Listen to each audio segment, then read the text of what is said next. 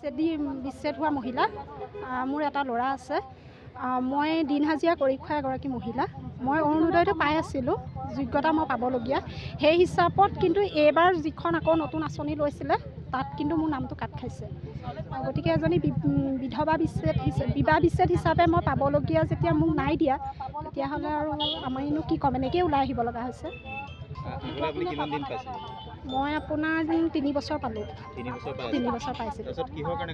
সেইটো নাজানো কিহৰ কাৰণে কাটিছে। সেইটো গাঁৱৰ যি 4জনক তেওঁলোকে নিৰ্বাচন কৰি দিছিলে যে পঞ্চায়তৰ পৰা গাঁৱৰ কোনে পাবলগীয়া কোনে পাব নলগীয়া, তেওঁলোকৰ মাজতে চাগে কিবা এটা হৈছে। গতিকে তেওঁলোকে কি কৰে আৰু। আমাৰ 40গৰাকীতকৈ ওপৰত আহিছে। তেওঁ এতিয়ালৈকে একো কোৱা নাই। তেওঁ কৈছে যে আমি চেষ্টা কৰি চাওঁ, ভেৰিফাই কৰোঁ, কোনে পাব কোনে নাপাব, তাৰ ওপৰত তেওঁলোক দিন হাজিৰা। ইয়াত মানে আমাৰ ইয়াত যিসকল আহিছে এগৰাকীও ক'ব নোৱাৰে যে আমাৰ চৰকাৰী চাকৰিয়াল আছে বা পকা ঘৰ আছে, গাড়ী ঘোঁৰা আছে, নাই। আমাৰ যদি তেওঁলোকে চাবলৈও যায় দেখিব আমাৰ ঘৰ দুৱাৰ কেনেকুৱা বা আমি পাবলগীয়া হয় নে নহয়। কিন্তু এতিয়া যিসকলে পাইছে সেই কৃষকসকলে চাই আমিখিনিতো একেবাৰে তলৰ, আমিহে পাব লাগে মানে। কিন্তু এতিয়া কিয় তেনেকুৱাখিনি কৰিছে সেইটো নাজানো আৰু। আমি অৰুণোদয়ৰ কাৰণে আহিছিলোঁ। আমি অৰুণোদয় আঁচনিৰ পৰা বঞ্চিত হৈছোঁ। আমাৰ নাম নিছিলে, আমি এপ্লিকেশ্যন কৰিছিলোঁ, কিন্তু এতিয়া দেখিছোঁ আমাৰ নাম নাই। আগতে পোৱা নাই বাৰু, নাই পোৱা। সেইটো তেওঁলোকেহে জানিব কিহৰ কাৰণে কাটিছে। সেইকাৰণে আমি DC ছাৰৰ ওচৰলৈ আহিছিলোঁ। আমি যে লিষ্টত নাম অহা নাই, এপ্লাই কৰিছিলোঁ, সকলোবাৰে এপ্লাই কৰিছোঁ।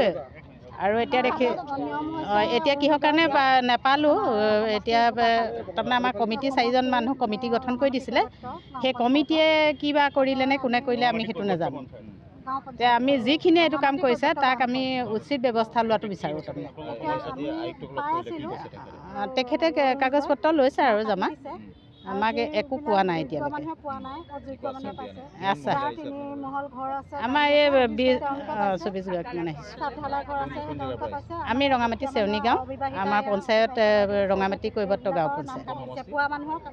আমি বোকাখাট সমষ্টি। আৰু আছে। আমি আহিলোঁ গাঁও অৰুণোদয়ৰ কাৰণে। মই পাই আছিলোঁ।